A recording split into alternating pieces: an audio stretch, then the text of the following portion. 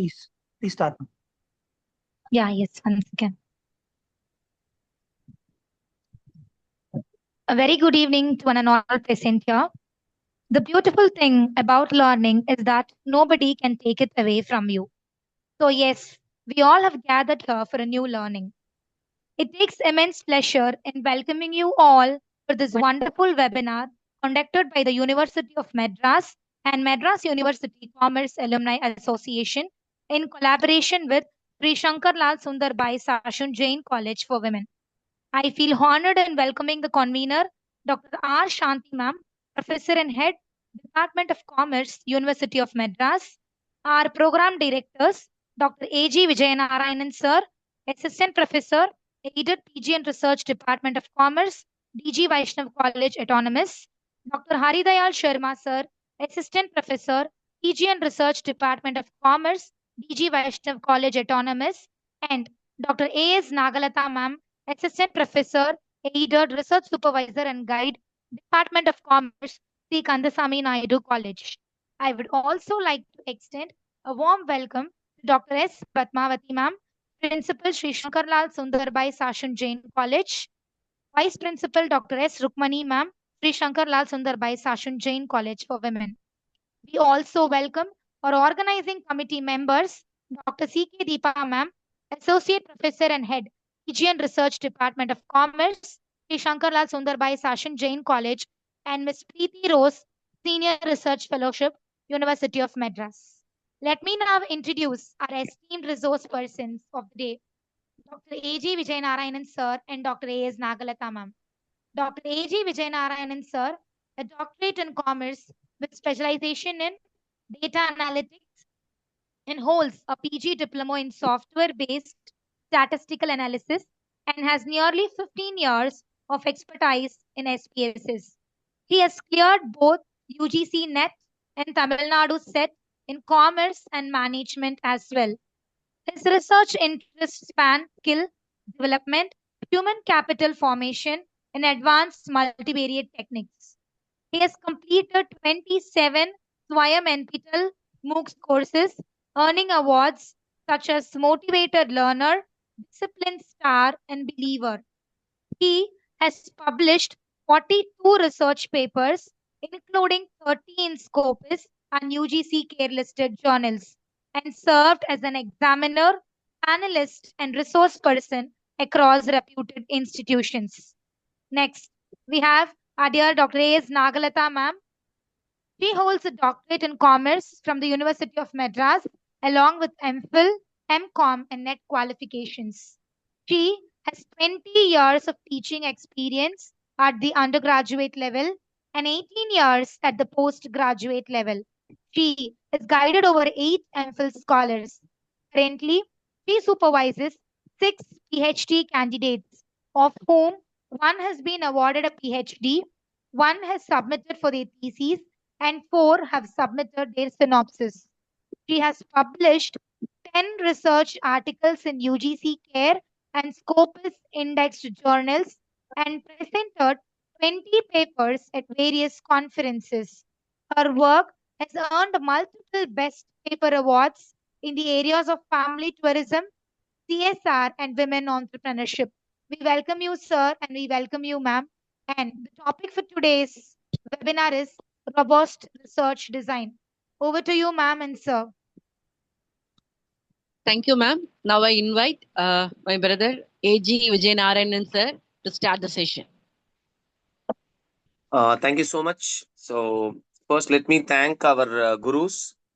So we would like to thank and acknowledge our gurus, Dr. Arlalan sir, who is the former head of the department and member syndicate. And I would also extend my thanks to my guru's guru, Dr. M. Ranganathan sir, and his guru, Dr. O.R. Krishnaswamy sir, and particularly to Dr. Shanti ma'am, because who has given us an absolute autonomy and who has, a deep sense of trust on us in giving this opportunity. So we thank with this. See, moving on to today's topic, it's about robust research design. So in continuation with the previous topics, like we started to just give you a small recap of We started with what are the different types, what is research, what are the different types of research, and we moved on to the basic terminologies. And we also saw how to do a review of literature, because that review of literature has a bigger impact on today's session, and how to formulate a hypothesis. And last week we saw, like the last session we saw was the scales of measurement. And today, one of the most underrated topic, which I would say, because most of the research scholars, they mostly don't focus on this research design. Okay, because they speak about sample, they speak about sample size, sampling techniques, statistical analysis, and stuffs like that. But this research design is a very underrated topic, I would say. So we are going to touch about how a research design should be, and how it should be a robust one, so that nobody questions us on the topic and the methodology in which we carry on our research. So I'll request Nagalata ma'am to proceed with the few slides, and then I'll join later. Thank you, ma'am. Thank you, sir. Thank you for this. I owe my pranams to all my gurus made this day for me, especially Ranganathan sir, Dr. M. Ranganathan sir, former Registrar, University of Madras, and my PhD guide and guru, given me a best in my life, Dr. R. Shanti ma'am, Head Department of Commerce, University of Madras. And I thank everybody who are taking part of this, especially the organizing team. And my co-speaker, always a spontaneous speaker, Dr. Haridayal Sharma sir. Actually, he'll be joining later in the other sessions too. Here, Principal Madam, I thank Principal Madam of Shashan Jain College. Yes, Dr. S. Padmavati Madam, Vice Principal Madam, Dr. S. Rukmani Madam, for making this and supporting us. Dr. C.K. Deepa Ma'am, Head, Department of Commerce, and the scholars of my Madam, Roslyn and Samwell. Thank you. I'll start the day. We move on to the session further. So here we speak about research design. See, research and design. So both are to be coined here and to tell what is the, we can say, the roadmap for how to make our research is sensible. It is logical and systematical plan for directing the research study. It specifies the objectives. You will specify what to be done and what are the limitations in that. So here the methodology and techniques, which is also be framed, and completely it is a blueprint. It starts from your perspective of understanding your research and end with figure out your results of the objective. So here it is a guiding to the investigator to where to start and where to stop. Normally in blueprint, you can see if we are moving with the process, somewhere we may think the research is not going, research is not doing good. So we revisit once again the beginning point. So here, this research design can be modified based on the requirement and based on the timely concern about your research work. So here we go with certain terms. In this case of research design is a set of advanced decisions that make up the master plan of specifying the methodology and the procedure for collecting and analyzing the needed information. The research design is simply a structural framework of various research methods, as well as it is the techniques that are unlisted by the researcher. The research design helps the researcher to pursue their journey into an unknown, but it has been systematically approached by their side. So here I go with the other one. It is a kind of engineer and architect. See, when you make a frame out and you come out with some sort of layout, in certain cases, the layout can be redesigned again based on the requirement. Here, one word is there. The good research design is first rule of good research. Okay. So good research, we can say as a design is the best one to make as a good research. Sir, I have a doubt in this case. Do you think that only the research design is very important in making a good research, not the literature? Because certain studies are only done with research of literature and it is presented.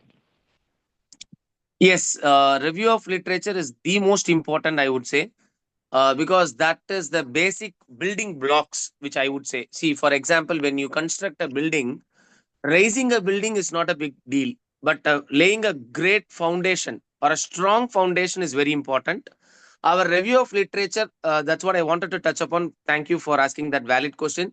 See, the review of literature is like a, laying the foundation.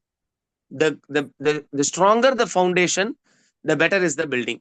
So review of literature helps us to be the strong foundation, which will tell us, which will give us a clarity about what the topic is all about, what is the meaning of the operational concepts about the terminologies that we are using, and it gives us a clarity and a roadmap of how to go about it. Yes, Okay, ma'am. sir. Thank you for giving this. And here we go with elements of research design. See, when you say each and elements of the research design is very important. Accurate purpose statement. When you define your research topic, each and every word is important. You should understand what are the words that you coined for your topic. Everything is answerable and addressable in your research platform. So in this cases, the accurate purpose, or we may be making a statement, it must be clear, and it must be concised one, must be measurable. Okay, these are the three important aspects that you should think about while coining your statements. When you say probable objections of research, see, of course, when you go into the research, there are a lot of objections will be there. The first and foremost, the researcher's bias. He will give his own idea and he expect his own result, what he think in your research work. So that's really you have to set free. You have to give, your mind must be open enough to get all the detail which is research, maybe not coined by your perspective.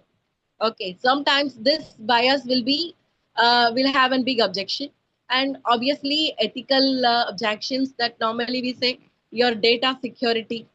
Okay, so your data security, and it is another problem in certain study, the feasibility of data collection is not possible. So these and all the we can say probable objections can be raised in the research. But as a researcher, you should be limit or make your scope where you should make your research to be done and feasible of collection of data can be executed and show the best result of whatever that you want to convey. Next, we say the method applied for analyzing collected details. So normally we can say the method. There's a two method, normally qualitative and quantitative. So these are the two methods that you will try to figure it out in your research area. See, certain studies, it will be only qualitative, where the quantitative cannot be bringed into an aspects. Certain studies are factual. It could be measured, and in terms of numbers, you can give. So it is comes under quantitative. For example, you are going to a film. As an observation of your film, it depends upon the people. Okay, so it is completely comes under qualitative basis. How the people perceive the film, it depend upon the people's mindset. Okay, so where a quantitative which comes, how many people are coming for a show. So whether all the three shows are being occupied by the film, or there is any vacant of seats. So this could be quantitative. So this is how you can think about in terms of qualitative and quantitative method for your research aspects. So each and every method have its own ideology and its own approach, which is directly related and connected to the research. So here we can go with types of research methodology.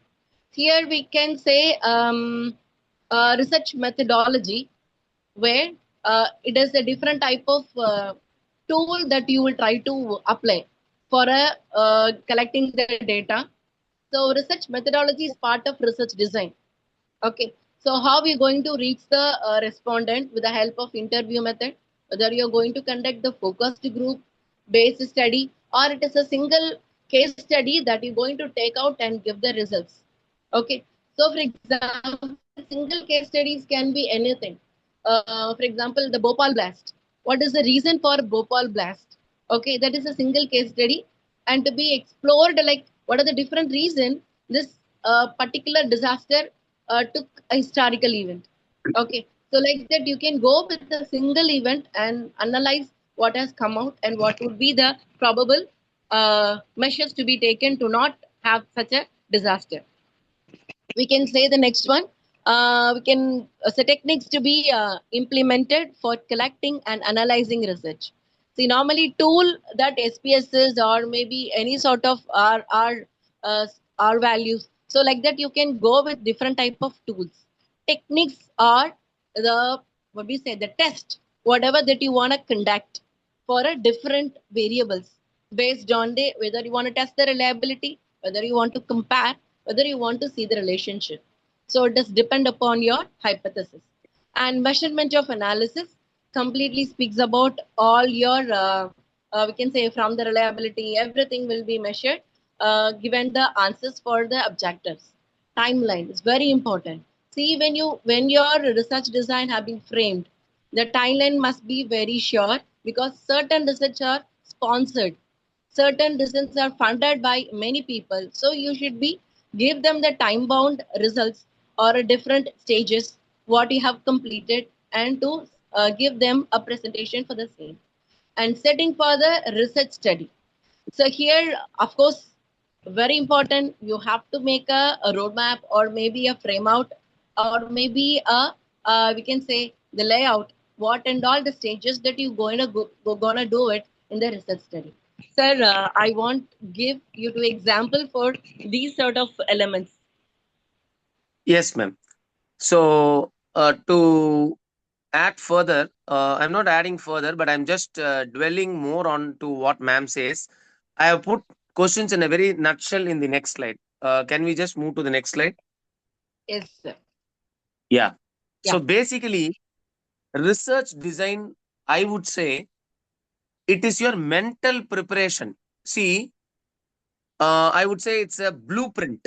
Okay, because for example, when we sit before examination, okay, in an examination hall, normally we used to do this. Once seeing the question paper fully, we will plan first mentally whether are we going to start with section A or section B or section C.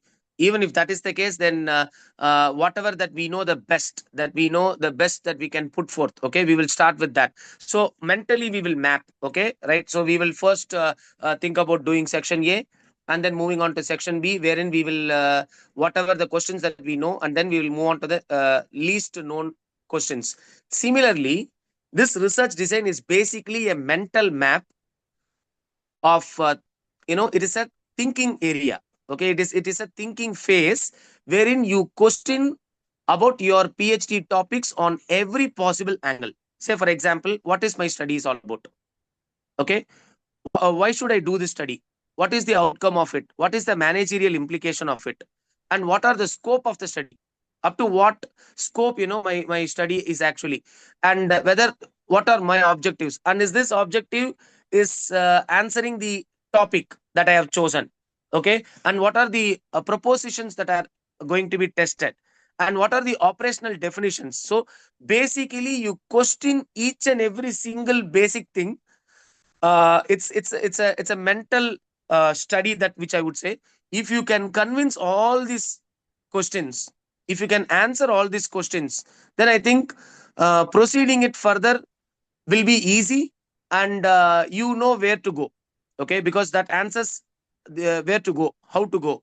Okay, all these things. For example, what kind of a data am I going to use? Am I going to use primary data or a secondary data?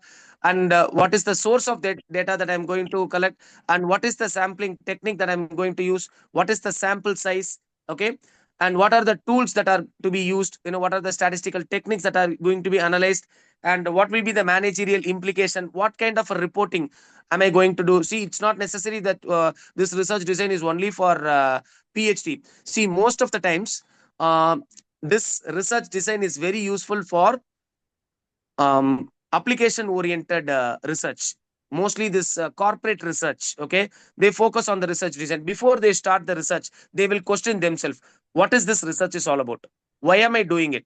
to whom I am going to answer or report, what is it is going to be studied about, what is the time frame, what may be the problem that I'm going to study, what is the sample size, how do I collect the data, within what time I have to do the analysis, and within what time should I report, and in what kind of format that I need to report. Okay, so doing everything mentally, okay, getting ready mentally is what the research design is all about. And finally, this research reporting is always based on the target audience. Since this PhD, we use this technical jargon because it is going to be adjudicated by the knowledgeable persons. And finally, the most important, what is the cost involved?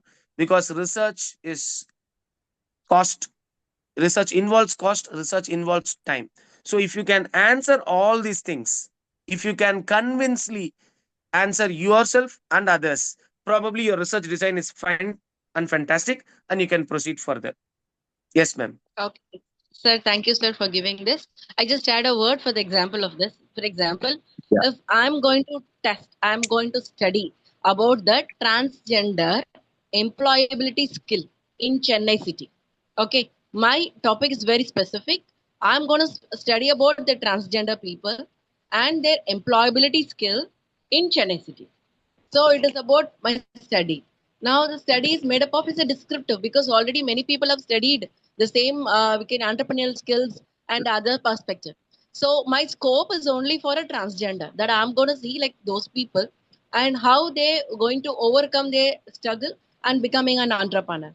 Okay, and the objective of the study to identify to study the women transgender employability skill in Chennai city is the first one, and their struggles and challenges whatever they face. And why? What is the position to be tested? Here, the tested is about like the employability skills. Okay, the scales will be developed, and the scales maybe far more most framed by many people, or maybe I may develop my own scale with respect to suggestion by my team of experts. Okay. Then the concept are defined operationally. Yes, it is can be done operationally because I'm going to speak about this here. All the theories will be support me for entrepreneurial based, and we can say the place study to be conducted is Chennai. And kind of data here I go with the entire population. See Chennai, I would like to know what are the total population of transgender. Okay, so from that I'm going to take it as source.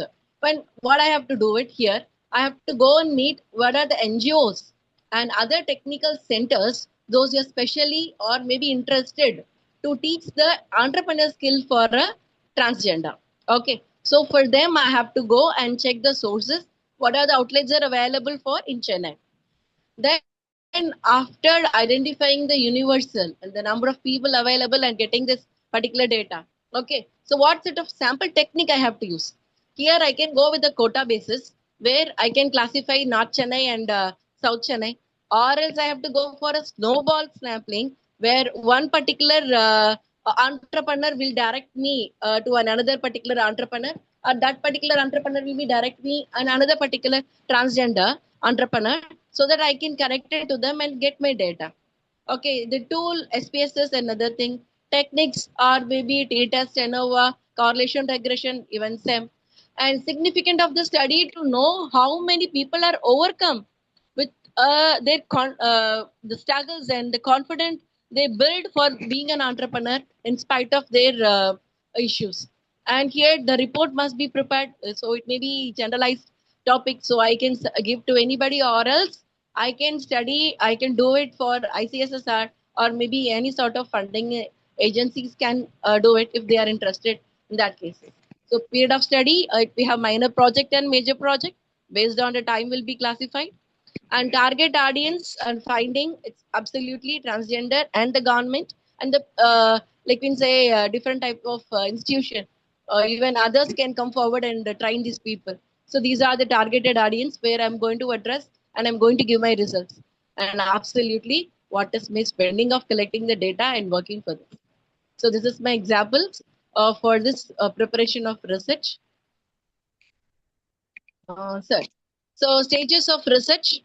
So as we discussed earlier, it has been connected here. So initiate review of literature and select the problem. You should know, I have told the problem, like how many transgenders are being given opportunity to learn entrepreneurial skills. Okay. So this is what my problem. I have my identifying now and formulate the selected problem and preparation of research plan and construct the tools and pre-test. Or as soon as I have a scaled or a prepared and structured questionnaire, so I have to go for a testing and bring out the results with that, whether it could be further proceeded or to be alterated. Okay. So the field work, experimentation, and collection of data, absolutely I have discussed now, and processing and analyzing the data based on the objective, and planning and report writing work. Absolutely, it's an art. Okay, you have to convince and give the exact detail without manipulating, without overwhelming. Okay, and drafting and finalizing the report. So these are the stages and characteristics of research design. Sir, I need your input in this, sir. Yes, ma'am. So, see, a good research design should have these four characteristics. I think in the previous week, we extensively saw about reliability, validity, and generalization. Okay. Obviously, it should be reliable in the sense that you do an experiment 100 times, the result should not vary greatly. Okay. So that is reliability. And it should be valid. The questions or the study that whatever that you do should be valid in nature, and the sample that you are going to collect should be able to the findings of that sample should be able to generalize it. And most importantly, the one which I am going to touch upon is neutrality, which means that when you prepare a questionnaire, okay, for collecting the data, your influence on the variables or on the statements, it should not be there. It should be neutral in nature, because our opinions should not be loaded on the statements, so that the respondents may have an impact or may get influenced by our questions. For example, if I ask, how is this session, then it's fine.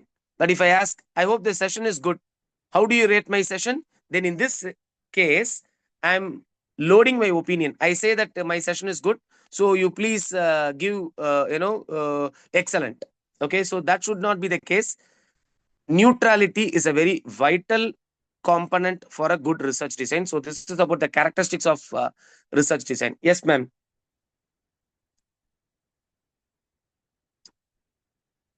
Shall we move to the quantitative and qualitative? Yeah. See, we all know this, quantitative research design is, speaks about data, it speaks about numbers, it speaks about, more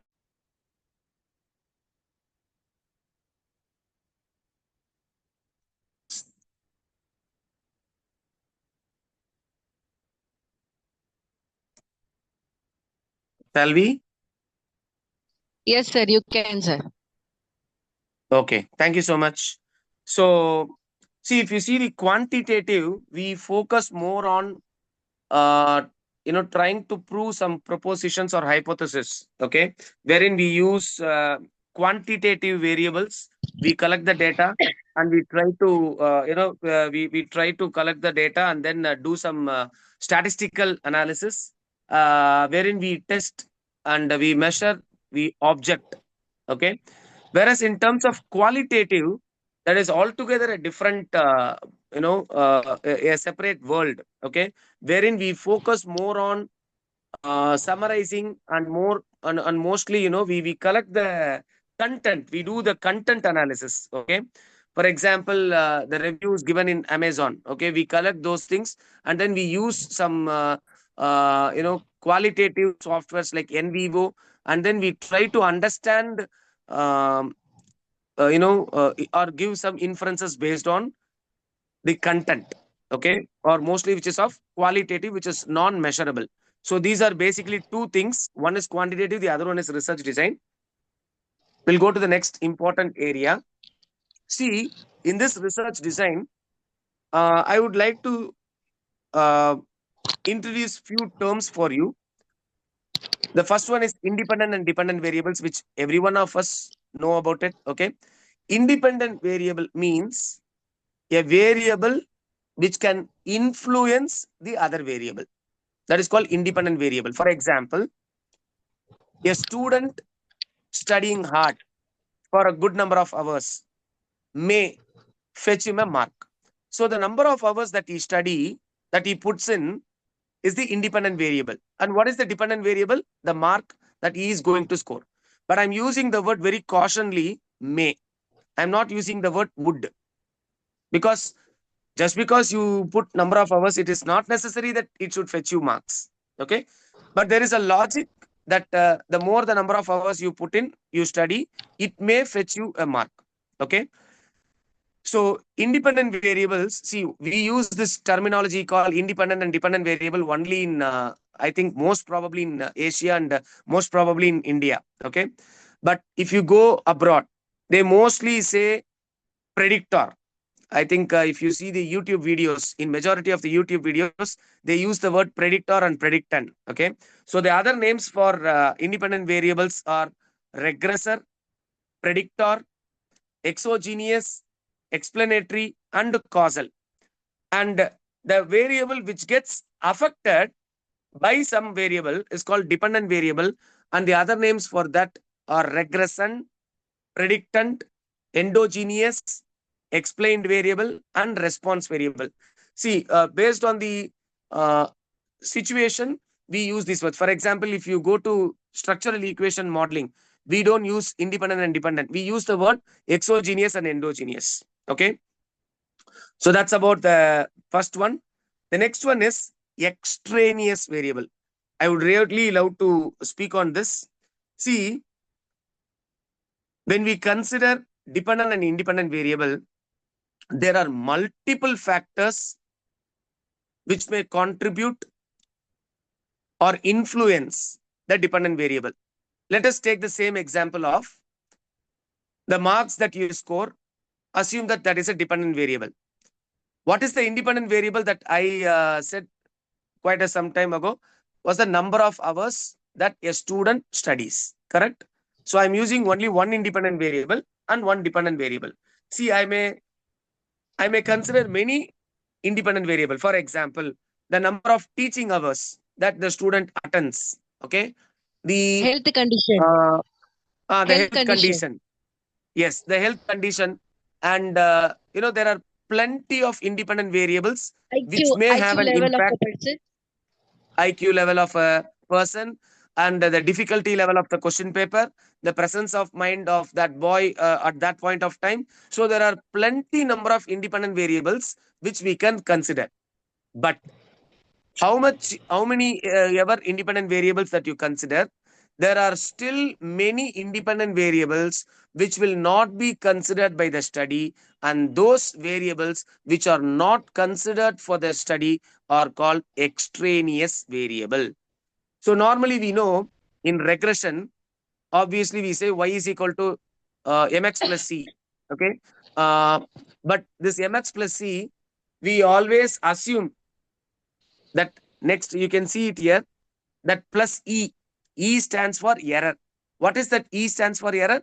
Those are the other independent variables which we have not considered for the study. We assume that e is a 0. That is what we call it as ordinary least square.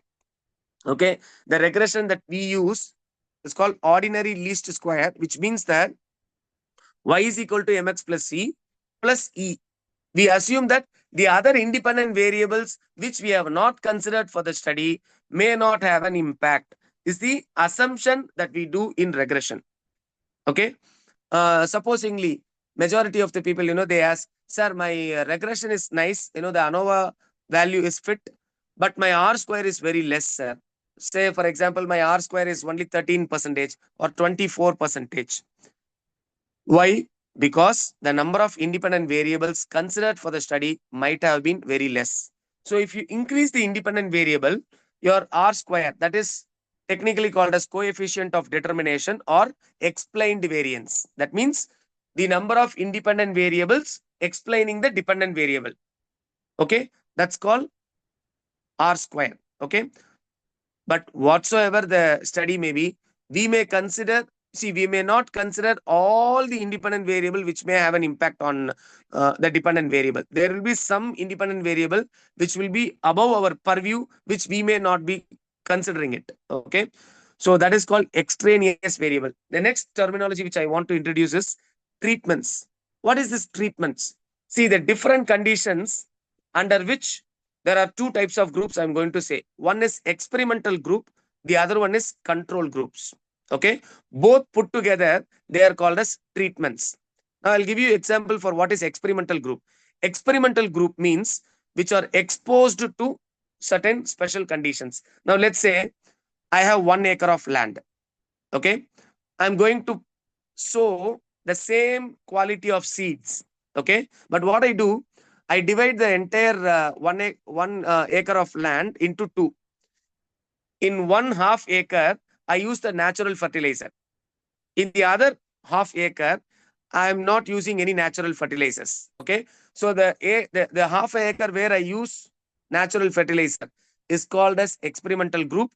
And where I don't use it, it's called control group. Okay.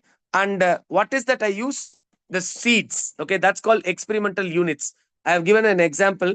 For example, in medicine, an individual patient receiving a particular drug. So the patient is the experimental unit. For example, in marketing, we can say a single store where a promotional strategy is tested. So that store is basically the experimental unit which is being tested. Okay. So these are the different terminologies which I want to introduce. Number one, dependent and independent variable. Number two, extraneous variable, which means the variable which we have not considered. Three, treatment, which includes two terminologies. One is experimental group, the other one is control group. Experimental group means it is there is a special condition. For example, they say when they introduce a car, they say this car will give mileage of 25 kilometers. How do they say? Because that car is tested in lab condition, isn't it? It is tested under the lab condition and under the supervised environment. Okay, it will be made to put in a stationary movement, and then they will they will make the tire to run, and 25 kilometers will come. But if you take that into the roads, you will definitely not get 25, because doing the test in lab is not as the same in case of real time, because we need to apply brake. The road will not be good, the road conditions will be poor, so you may get mileage of 20. Okay, so the company cannot claim that it will give 25 because it is tested under experimental conditions. Okay, an experimental group and control group put together are called treatment. Under what it is being done is called experimental unit. Next slide, ma'am. So now we have types of basic types of research design: exploratory design, descriptive design, and experimental design. Based on the availability of time, probably I will cover up to informal experimental design for this week, because I need to focus more on that other things also. So exploratory research design, as we all know, exploratory research means the area is less conducted, which means the area which is little explored, or we have not explored to a greater extent. We do not know in which path we need to go. So that is what the research is called, exploratory research. Okay. So we try to identify the background information. We define the terms. For example, I'll say my own PhD example. See, we all speak about this human capital formation. Okay. This human capital formation, when I say, it is basically an economic concept. It's a macroeconomic concept. Okay. But what I did is I coined that word. I just made it slightly skewed, like individual human capital formation, which means if a human capital has to be formed for an individual rather than for a country or for a state, okay, what are all the things that need to be considered for an individual? For example, his character, his attributes, his behavior, his skill, his knowledge. So I'm defining the terms. Individual human capital is made up of attitude, behavior, character, skill. So I'm just, see, there was very, very less study conducted on that. individual human capital. So I coined that term because I want to bring it from macro to micro level. Okay, because if I say human capital formation, it is a big area. The scope of the research is huge. So I'm toning that to individual level. Okay, so in this exploratory research design, we can speak about survey of concerning literature wherein the hypothesis. In previous class also we would have discussed this. Hypothesis formation is very difficult for exploratory study. In fact, it is not possible. Hypothesis is possible, is not possible. Sorry, hypothesis is not possible for a descriptive study and for exploratory study, because in descriptive it just describes. So you are not finding something new, and in exploratory you do not know where you are going to go about.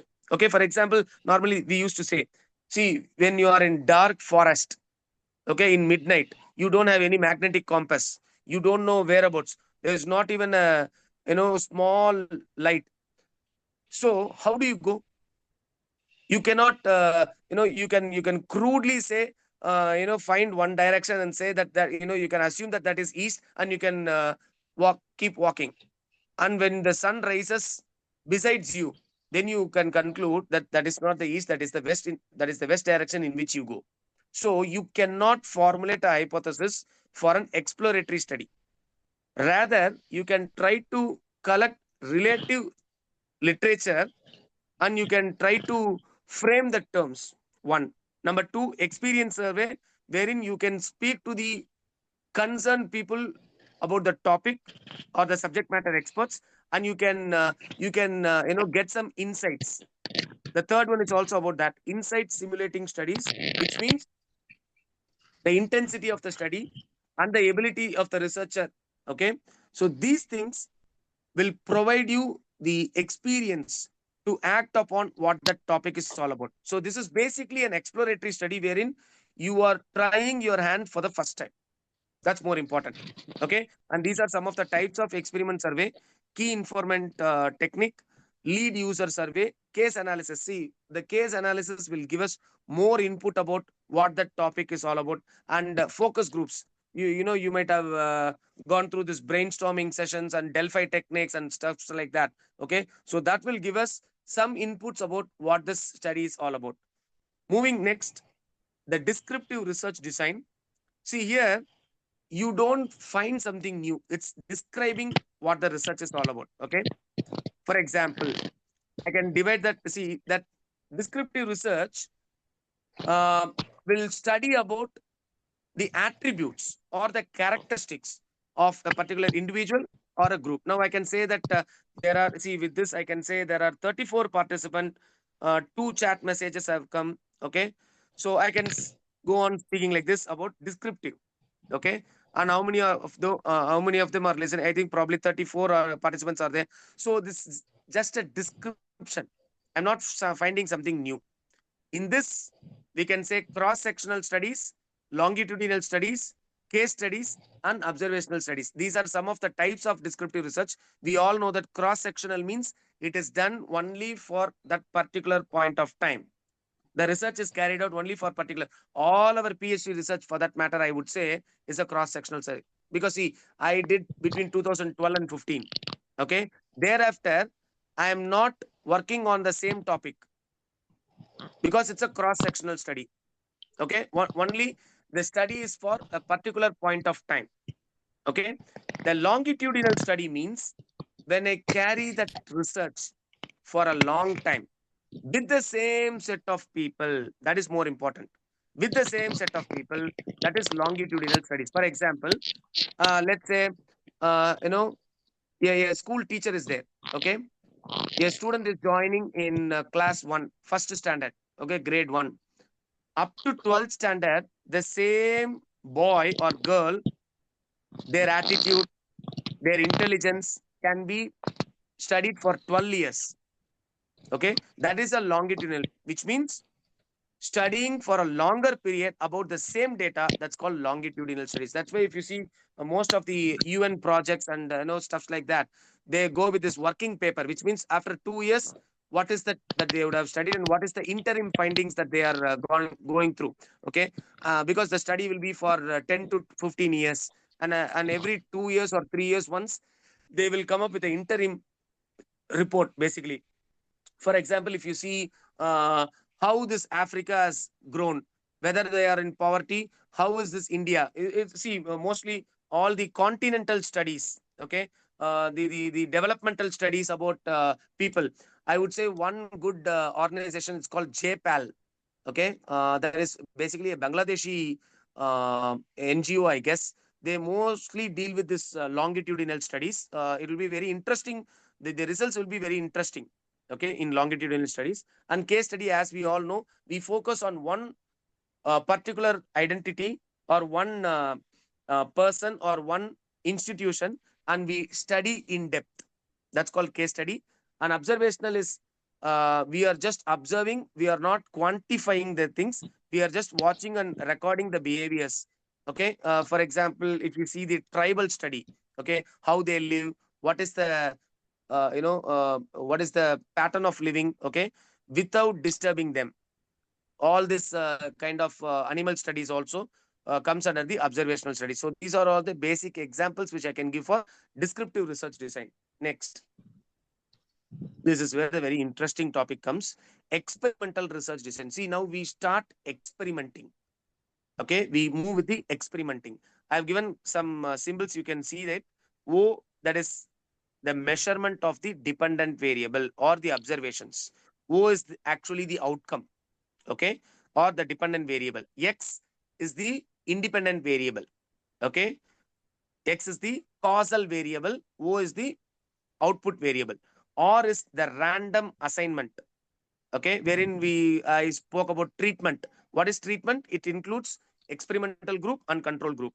And E is the experimental effect that we are making on the causal variable. I'll explain this in the subsequent slides.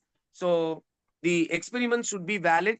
Both internal validity and external validity should be there. Yes. The next is, to do this experimental designs, we need to understand three different principles without which this research design, experimental research design, will be futile. Okay. The first one is principle of replication, which means you should do this experiment number of times, not one time. Okay. So if you do, replication, which means experimenting multiple times under the same conditions, that is more important. Give the same condition, okay, simulation, okay, same condition. And for example, I'll give example. Take one land, okay,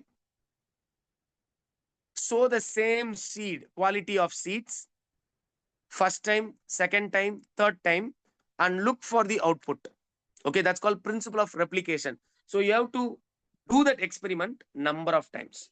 The second point is that principle of randomization, which means all the experimental units should be randomly assigned, which means I'll give an example when I come to the next slide. The next one is principle of local control, which means I was speaking about this extraneous factor, right?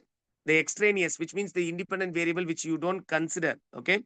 So these experimental units should be grouped into the same characteristics, and there should be a random assignment. Don't worry, I will explain these principles in the subsequent slide. What is formal and informal experiment? In formal experimental design, we know what we are going to do. Okay. Group will be always there, and the variables are done under strict conditions, controlled conditions, whereas in informal it is not the case. And the purpose of doing the formal experimental research is to prove the cause and effect.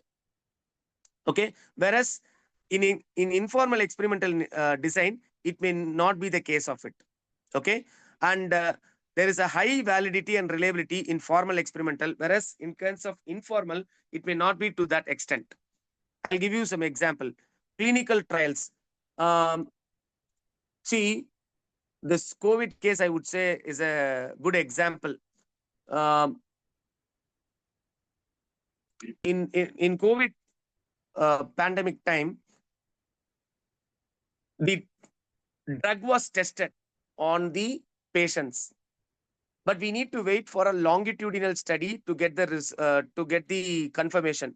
But we were running short of time, and that's why the Indian Medical Association immediately granted that for some time the drug may be given vaccination. But later on, after that COVID was over, many people had cardiac arrest. Okay, there was a research paper stating that most of the people who were administered that drug got the cardiac arrest because of that drug. Again, there is some people have points to prove, some people have points to disprove. So that is the classic example which I can give it for formal and informal experimental design. Now let's start with the informal experimental design. I'll go with the before and after. Can you just go to that slide, ma'am? Next. Yeah. Now see, there is no control group. Okay. There is only experimental group. Experimental group means all the people are going to be subjected for a special condition. Okay. Now see this example. There were students of MCOM classes wherein they were taught in old method. When they taught in old method, they kept examination. They scored some mark. Assume they scored 50 out of 100. Now all the MCOM people are given an experiment with new teaching methods. Okay, all the MCOM students are given new pedagogy, new teaching methodology, and after that they keep the examination. Now the entire class scores 75. Okay, after the new teaching. So if you see the treatment effect, it is y minus x, which means the new technology method provides 75 marks. The old teaching method gives 50. So the difference is 25, which means it's on a higher end. So we can say that this new teaching method is much better than to the old teaching method. So there is no control group. There is only experimental group, which means all the students of MCOM are taken into experiment. You will understand this word better in the next slide. Next slide, please. Yeah. Now, if you see here, after only with control group. Now, what is that? The entire students are divided into two. One is test area, which means that experimental group. Please understand, the test area means the experimental group, which means they are going to be given a special condition. The next one is control area, where there is no special treatment. They are treated very normally. Okay. So see there, in test area, experiment is done. They are taught new teaching method. Okay. And they have scored 75. The old students means the class is divided into two groups. One is test group, the other one is control area. Test area is the experimental area. Okay. Now they are given a new teaching methodology, and after that new methodology, they are given an examination wherein they score 75. In the bottom, the remaining students were not given the treatment. They were just going with the old teaching methodology, and after that, they got 50 marks now. Okay, so you can say that the new teaching, see in the previous slide, all the people will be subjected to experimental group. Whereas here, two groups are there. One is experimental group, the other one is control group, which means experimental group people are given a treatment. What new technology method has been utilized there. Whereas in control group, they are not given the treatment, which means they are given the same old technology.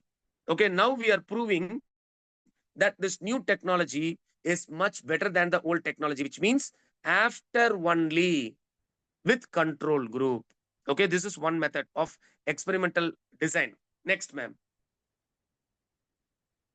I'll end up with this. You see, now they are again considering the entire MCOM class into two. One in experimental area like the previous one. The second one is with the control group, which means they are not given anything.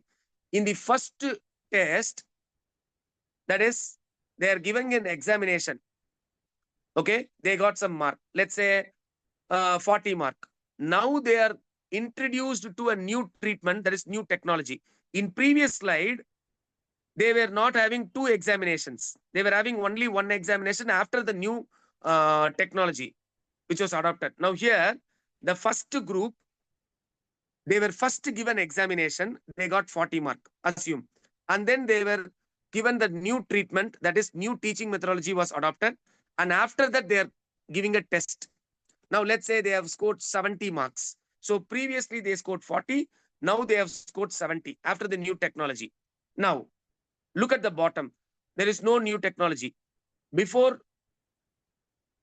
they have given the examination is first conducted. Let's say they are scoring 30 mark.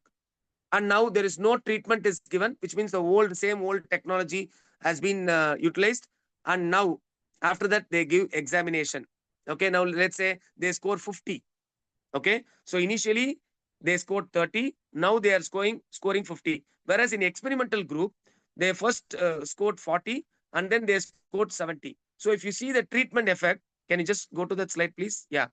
So if you see this treatment effect, y minus x is the outcome of the experimental group, whereas z minus a is the outcome of the control group. So the difference between y minus x, if it is greater than z minus a, then the new technology or the new teaching methodology is more effective.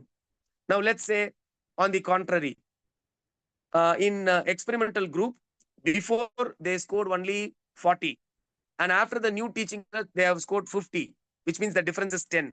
Whereas here in control group, earlier it was 30, and after the same old teaching methodology they are scoring 50, so the difference is 20. So in new teaching method the difference was only 10. In old teaching methodology, the difference is 20, which means that new teaching methodology is not good, it's not optimal. Okay, so this is before and after with control group only. Okay, these are major designs of informal experimental design. Can you just go through the 3 slides, ma'am? That informal prior to this. Can you show prior to this? One more. Yeah. So this is before and after. Taking all the MCOM people. Yeah. Next slide, please. Next slide, please. Next. In this entire MCOM, what was it in old teaching and what was in new? Okay, there's one experimental group only. In this, there were 2 groups, experimental group and control group, but there was no 2 different tests. In this, before and after, which means before what is the score and after the new technology, what is the score? Okay, so this is before and after experimental research design with control group. So these are the basic informal experimental designs, and we will also have formal experimental design. Can you just go through, ma'am? Next slides. So in formal experimental, we have completely randomized design. This is very important, CRD. And the advancement of that is randomized block design. That is RBD, we say. And we have Latin square design and factorial design. Probably I'll touch this in the next week. Can you just go through the next slides, ma'am? So that I'll show them. Completely randomized design, randomized block design, factorial design, Latin square design. Next slides, ma'am. I'll proceed this formal experimental design in next week for want of time. Okay. So we started with what research design is, how a research design should be, what are the elements of it, and what are the stages of it, and what are the characteristics of a research design should be. And we also saw about what is quantitative and qualitative research design. We came up with some important terminologies like what is dependent variable, what is independent variable, what is extraneous variable, what is experiment group and what is control group, what is treatment and experiment units. Okay. And we moved on to what are the different types of research design. We started with exploratory research design and we moved on to descriptive research design. And we finally concluded with experimental research design, wherein we have seen for the informal research design. We saw that 3 types, before and after without control, after only with control, before and after with control design. Okay, so I'll proceed with a formal experimental design, which is CRD, that is completely randomized design, RBD, that is randomized block design, Latin square, and factorial design. See, most of this are used in agriculture. Most of this formal experimental design are used in agriculture. I'll give up some example in the upcoming week, and we'll proceed with the other topics in the next class. For want of time, I'm stopping here. Any questions are welcome. Thank you so much. Hope it is understood. I think it was understandable. I guess we will share the material in case if you want so, for your better understanding.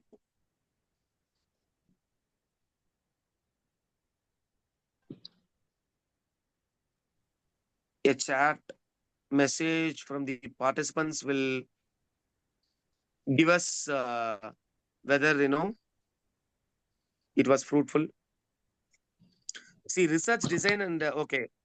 Can you differentiate research design with research methodology?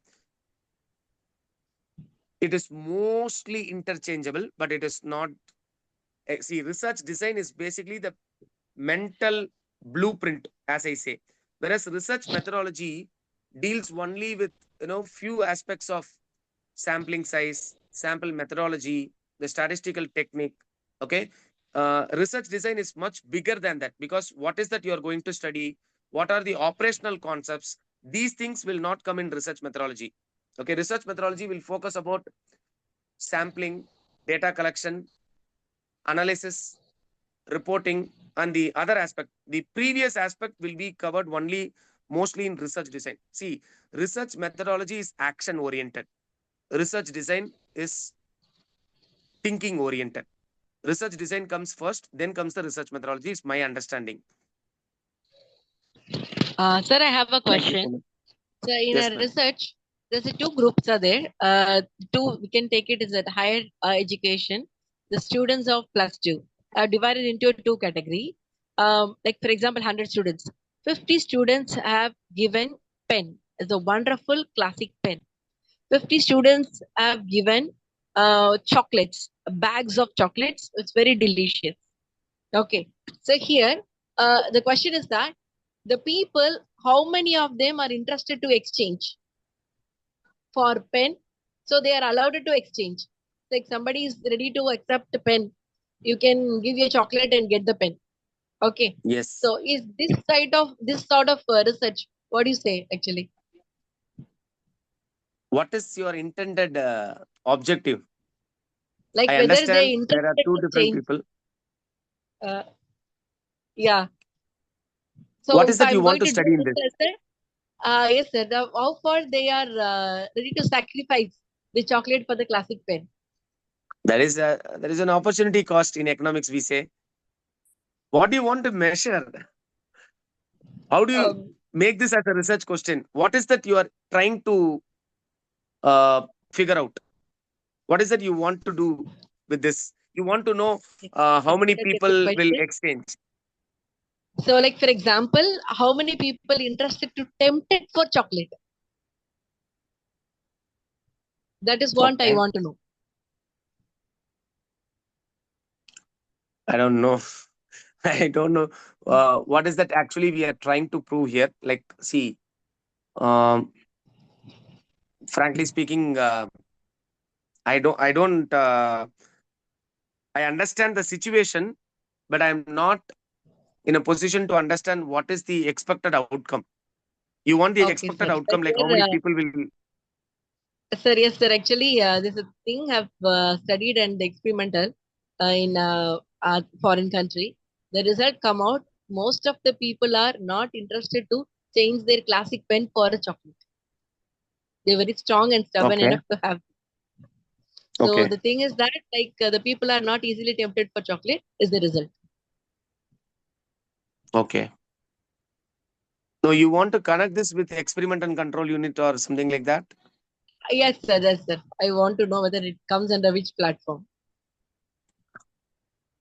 Maybe the first, what was the first one? The before and after with control design. Because everyone is given a chance of exchanging, right?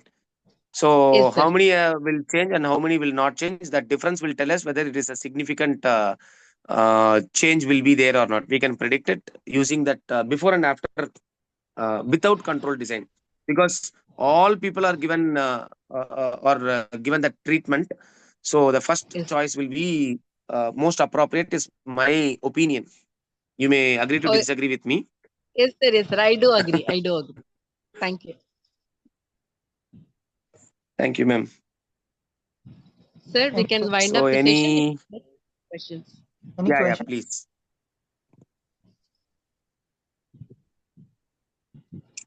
Sir, is research design restricted to population? Not necessarily, sir. See, as I say, uh,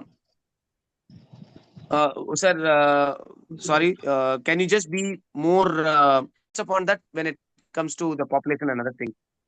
See, normally R square is the explained variance of that sample. Adjusted R square is the explained variance of the population. Okay, so the difference between adjusted R square and the R square should be somewhere between 5 to 10%. If it means that, then it can be, it can be inferred that the sample inferences can be generalized to the population. That is what that adjusted R square actually mean. So I hope I am answering to Jafar sir. Thank you so much, sir, for that question. Anything else?